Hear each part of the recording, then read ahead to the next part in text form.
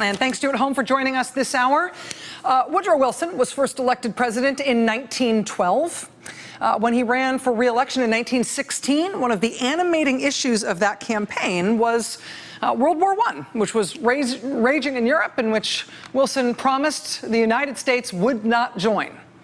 In 1916, Wilson was re-elected, barely, but then in 1917, the U.S. declared war on Germany and threw itself into World War I, and by the time the midterm elections came around the year after that, in 1918, Wilson was not only facing the typical headwinds that a president's party usually faces in midterm elections, he was also just roundly detested for World War I and for other stuff, too. And so in those midterm elections in 1918, Woodrow Wilson's party, the Democratic Party, got walloped. Republicans took over control of the Senate, and they took over control of the House. And the Republicans getting Congress, that had far-reaching consequences in all sorts of ways. But in the House, it meant a gigantic and very, very consequential promotion for this man. His name is Albert Johnson. Such a generic name, right? It's actually hard to Google. There was another congressman named Albert Johnson from a different state who had nothing to do with him. There was a federal judge who was called Albert Johnson. There was a famous Canadian fugitive called the Mad Trapper of Rat River who was called Albert Johnson. But this was Albert Johnson, a backbench congressman from Washington state, whose whole public profile had been built around the defense of the white race and the threat that non-white immigrants posed to white civilization in the United States. Albert Johnson, at home in Washington state, he ran a rabble-rousing anti-immigrant newspaper called The Home Defender. He bragged about having been part of mob violence that chased immigrants out of Washington state and out of the United States into Canada. And so he had been a rabble-rouser and an orator on that pet issue for decades, but he'd never really wielded any national power on the subject until Woodrow Wilson got shellacked in the 1918 midterm elections, and Albert Johnson's party, the Republican Party, took over leadership of the Congress. And that is what made it possible for Albert Johnson to take real power. He became chairman of the Committee on Immigration and Naturalization. It was his life's dream to be in charge of something like that. And he did what he could with it. Soon after he took over, the House of Representatives Committee on Immigration and Naturalization hired themselves an expert eugenics agent.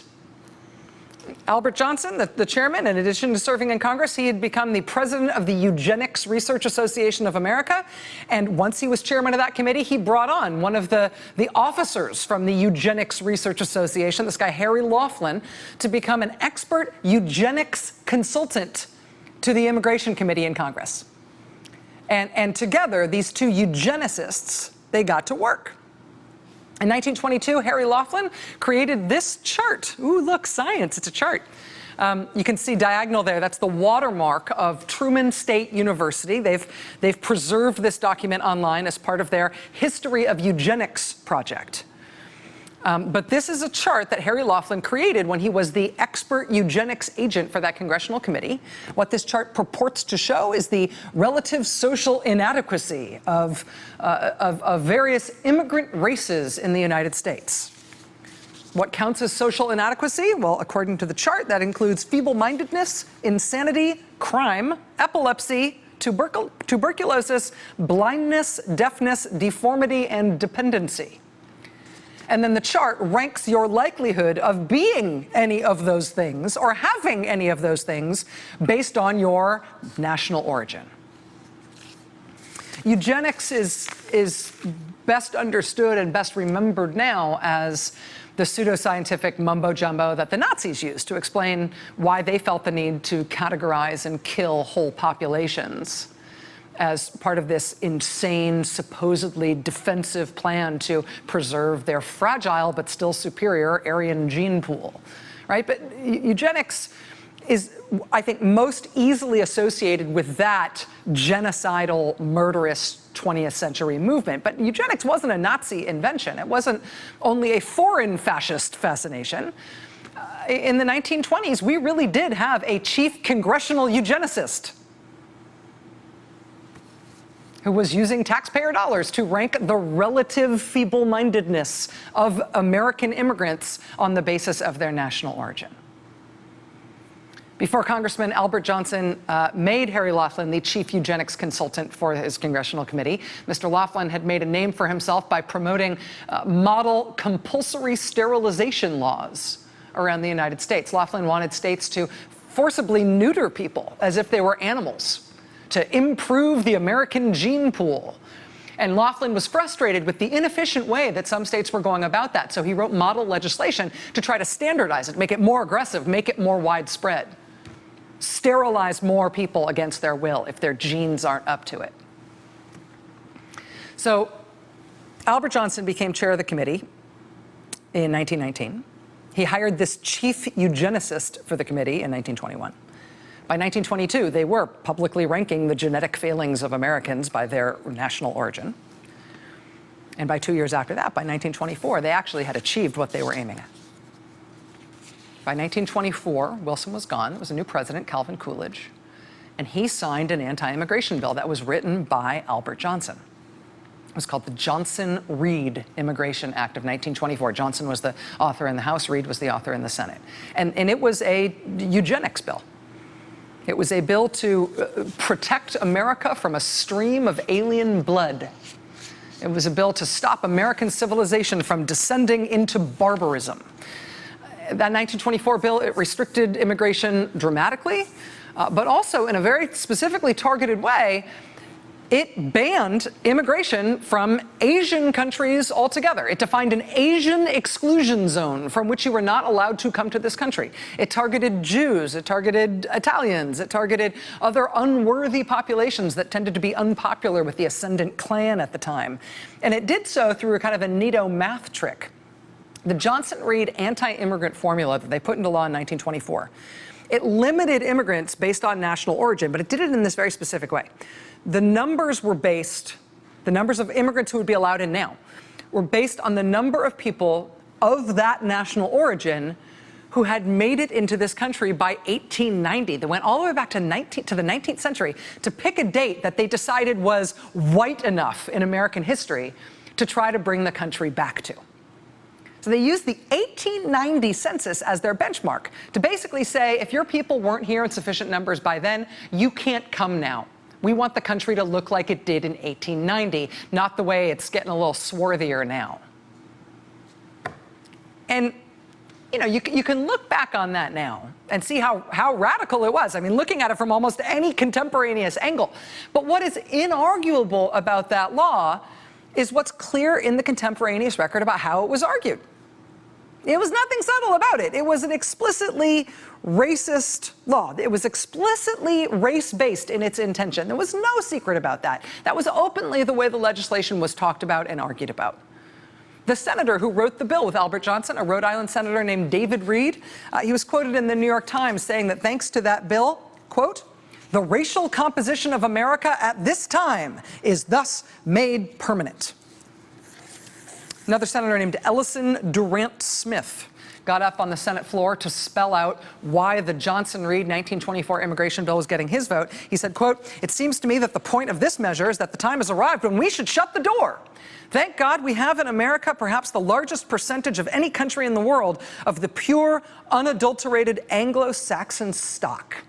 It is for the preservation of that splendid stock that has characterized us that I would make this not an asylum for the oppressed of all countries, but a country to assimilate and perfect that splendid type of manhood that has made America the foremost nation in her progress and in her power." I mean, it's somewhere between embarrassing and painful, right, to think about the fact that this is less than 100 years ago, that the United States made an explicitly eugenicist overhaul of its immigration policy, right? To make America more white, to protect the white race from these genetically inferior hordes who were somehow going to threaten the genetic superiority and purity of white Americans, right? I mean, we can at least be thankful that the historical record on this is so clear, right? So there can be no mistaking that that's what it's about. Anybody looking at immigration policy in this country and where we've been has to know what that was all about. That really was eugenics. In 7 years, we'll have the highest percentage of Americans non-native born since the founding of the Republic. And some people think, well, we've always had these numbers, but it's not so. This is very unusual. It's a radical change. And in fact, when the numbers reached about this high in 1924, the President and Congress changed the policy, and it slowed down immigration significantly. And we then assimilated through the 1965 and created really the solid middle class of America with assimilated immigrants, and it was good for America. That 1924 change, the president and the Congress changed the policy. That was good for America. That was Attorney General Jeff Sessions speaking in October 2015 when he was still a senator. He was speaking on Breitbart Radio with a man named Steve Bannon, who would soon go on to run Donald Trump's campaign for president. That was surfaced at the time by Right Wing Watch. It was picked up in January by The Atlantic. Slate.com picked it up again today. Today, as Attorney General Jeff Sessions, he was sent out by the president to make the announcement that the hundreds of thousands of people who were brought to this country by their immigrant parents when they were still kids, those hundreds of thousands of people who had been given leave by the previous administration to stay in this country legally, they are now on track for deportation. NBC News confirming tonight that a set of talking points is distributed by the White House to offices on Capitol Hill. It advises people who have been living here under the DACA program, the Deferred Action for Childhood Arrivals program. It advises them to, quote, prepare for a departure from the United States. So this affects, I mean, as you've been hearing today, this affects directly about 800,000 people who live in the United States. By virtue of their participation in the DACA program, you can generalize about this group of people to say they are people who don't have criminal records, people who are constructively engaged in contributing to society and the military and college and gainful employment. We're going to be talking tonight about the prospects for exactly how the Trump administration plans to now round these young people up, including the key question of whether the information these kids provided to the government in order to join this program will now be used against them, to find them, collar them, send them to countries they have never lived in as adults.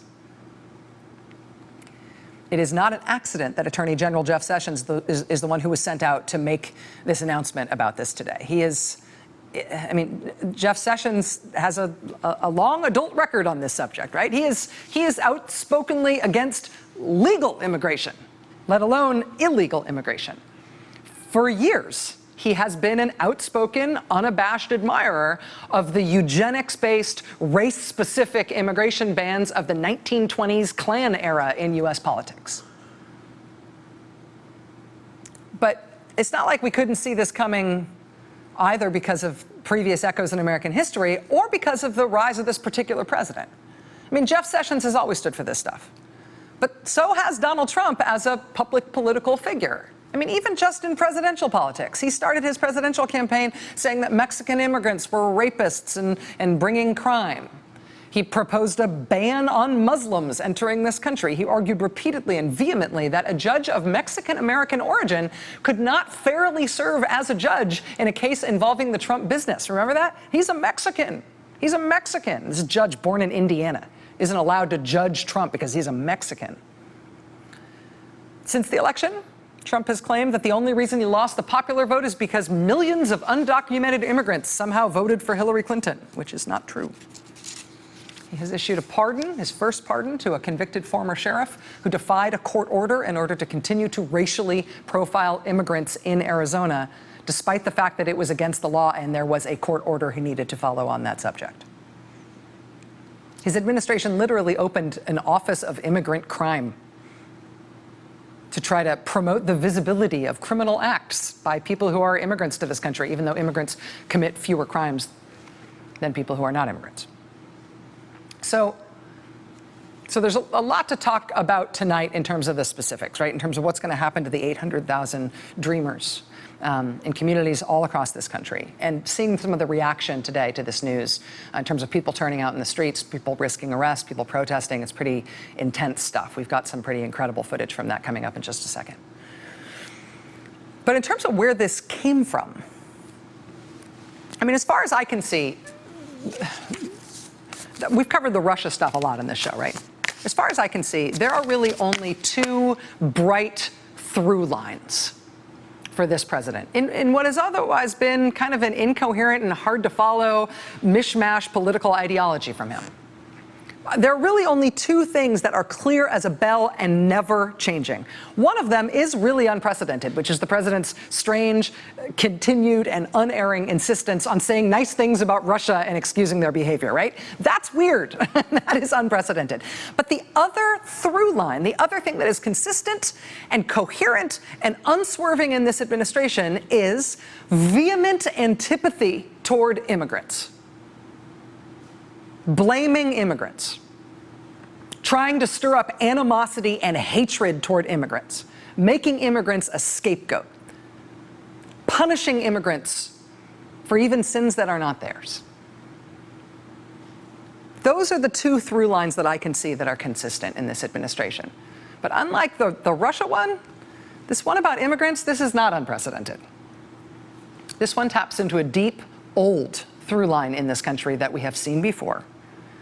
And it is a history that we used to look back on with astonishment and with shame. Hey there, I'm Chris Hayes from MSNBC. Thanks for watching MSNBC on YouTube. If you want to keep up to date with the videos we're putting out, you can click subscribe just below me or click over on this list to see lots of other great videos.